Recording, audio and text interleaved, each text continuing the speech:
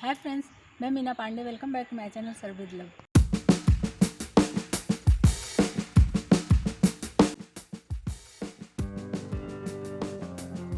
मैंने ये 4 पीस आलू ले लिया है और आलू का छिलका नहीं उतारूंगी। एक आलू में मैं 4 पीस कर लेती हूँ। इस तरीके के ऐसे मोटे मोटे से पीस, ऐसे मतलब बहुत बड़े आलू नहीं है, लेकिन एक आलू में 4 पीस में करूँगी। ये आलू काट लिया, इसको मैं इसी पानी में डाल देती हूँ ताकि आलू हमारा काला ना पड़े। दूसरी तरफ मैंने बैंगन ले लिया है, बैंगन आधे से कट कर लेती हूँ। और बैंगन देख रहे हैं ना, इसमें बीज नहीं पड़ा है, बहुत अच्छा बैंगन, एकदम सॉफ्ट सॉफ्ट सा। बैंगन को भी मैं ऐसे मोटे मोटे बड़े बड़े पीसेस में काट ले रही हूँ। बैंगन को भी काट लिया, इसको भी पानी में डाल देती हूँ, नहीं तो ये भी काला पड़ जाएगा। बाउल ले लिया, इसी में मैं मसाले तैयार कर लेती हूँ।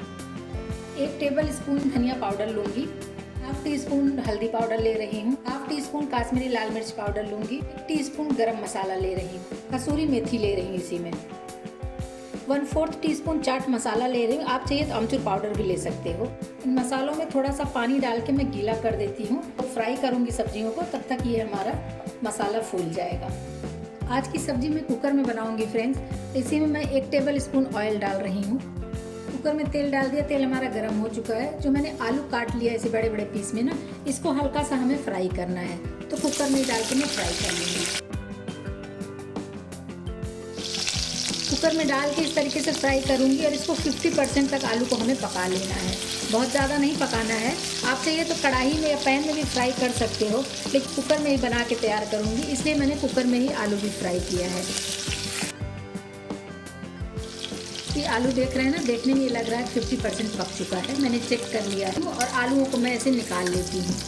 फ्रेंड्स, आलू हमारा पक गया, उसको निकाल लिया और देख रहे हैं ना, तेल इसमें बचा हुआ है। जितना तेल डाली थी पूरे का पूरा बचा हुआ है, थोड़ा सा ही लगा होगा। दूसरी तरफ जो मैंने बैंगन को काट के रख लिया था ना, उसको भी हमें इसी में फ्राई करना है। इसको भी चलाते हुए ऐसे हमें फ्राई कर लेना है। पानी में डाला था इसलिए इसमें पानी निकल रहा है, उछल रहा है। थोड़ी देर में पानी शांत हो जाएगा ना, तो ये अपने आप ही पकना शुरू हो जाएगा। तो फ्रेंड्स, बैंगन को भी मैंने हल्का सा रोस्ट कर लिया है, बहुत ज़्यादा इसको पकाने की ज़रूरत नहीं है। उसी आलू के साथ बैंगन को भी निकाल लेती हूँ मैं। 1 टेबल स्पून इसी में घी डाल रही हूँ। मैं घी में बना के तैयार करूँगी सब्ज़ी, बहुत ही टेस्टी बनती है। घी गर्म हो गया है, 1/2 टीस्पून जीरा डाल देती हूँ, 1/4 टीस्पून सरसों दाना डाल रही हूँ, 2 हरी मिर्ची काट लिया, इसको डाल देती हूँ, 2 टमाटर को काट लिया, इसको डाल देती हूँ। टमाटर को चला के गला लेती हूँ।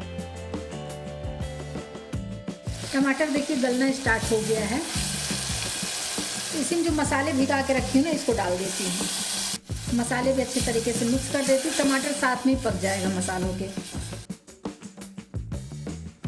मसाले टमाटर हमारे देखिए पक रहे हैं, साथ में ही पक जाएंगे। इसी में मैंने 1 कप मटर लिया है, इसको डाल देती हूँ। फ्रेंड्स, मटर मेरी फ्रेश ही है, लेकिन मैं जब छीलती हूँ तो मैं फ्रीजर में रख देती हूँ। मटर डाल दिया, क्योंकि मटर को फ्राई नहीं किया है ना, तो मसालों और टमाटर के साथ में मटर भी पक जाएगा और मसाले भी अच्छे तरीके से पक जाएंगे। और देख रहे हैं कितना प्यारा कलर आ गया है मसालों में, और मटर भी हमारा हाफ पक चुका है मसालों के साथ में, मसाले भी सिक गए हैं। आलू बैंगन जो मैंने रोस्ट करके रख लिया है ना, उसको इसी में डाल देती हूँ। आलू बैंगन भी साथ में मिक्स कर लेती हूँ। बहुत ही शानदार सब्जी बन के तैयार होती है फ्रेंड्स। एक बार बनाएंगे ना, बार बार बनाने की फरमाइश आएगी। इस तरीके से इसको मिक्स कर देती हूँ। नमक डाल देती हूँ ताकि ये बैंगन वगैरह सब गल जाए फटाफट। इसके अकॉर्डिंग नमक डाल देते हैं, मिक्स कर देती हूँ।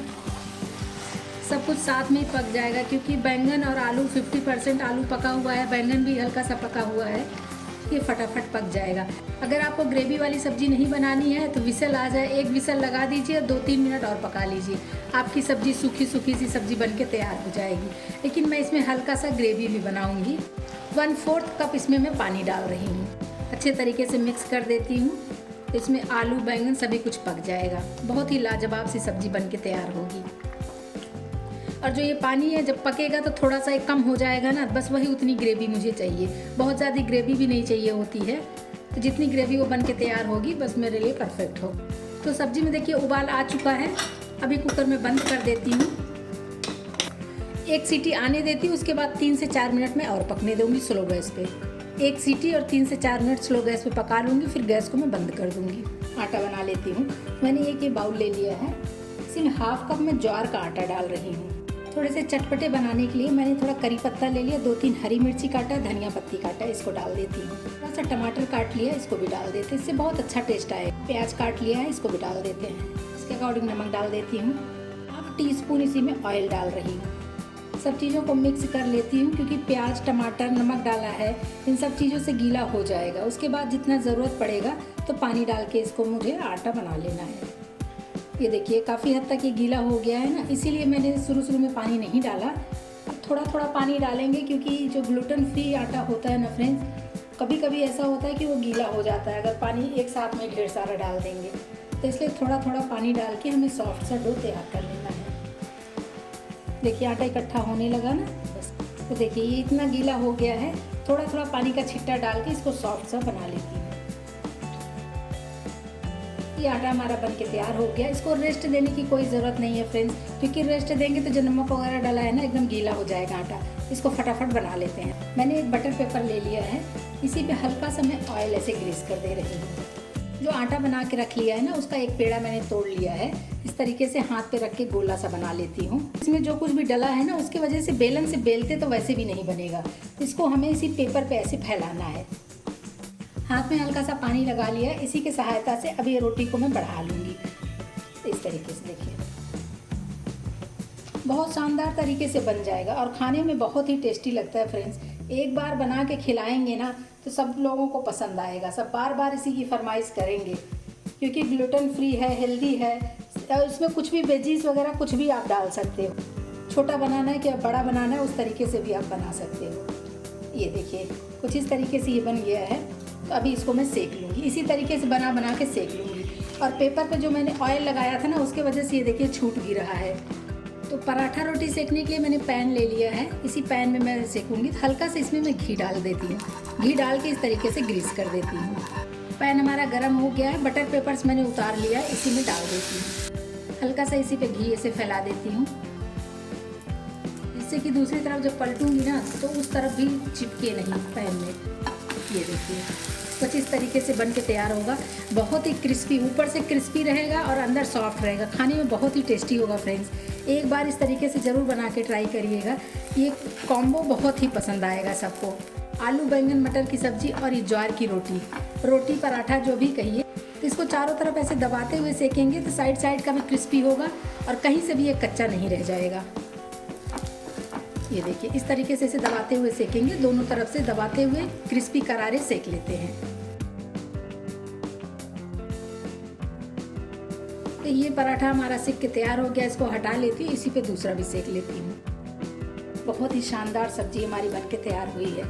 तो बस अब मैं खाने के लिए सर्व कर देती हूँ। आलू भी पक गया, बैंगन भी पक गया है और एकदम मिक्स भी नहीं हुआ है कि भरते के जैसा मिक्स हुआ हो। तो अभी मैं इसको खाने के लिए सर्व कर देती हूँ। तो फ्रेंड्स सब्जी और रोटी तो मैंने बना लिया, साथ में दही रख दिया, थोड़ा सलाद रख दीजिए, थोड़ा हरी मिर्ची रख दीजिए, बस खाने का मज़ा ही आ जाएगा। इस तरीके से आप लोग भी बनाइए और इन्जॉय करिए। अगर आपको मेरा तरीका पसंद आया हो तो लाइक और कमेंट्स करना बिल्कुल भी मत भूलना फ्रेंड्स। लास्ट तक मेरी वीडियो देखने के लिए थैंक यू।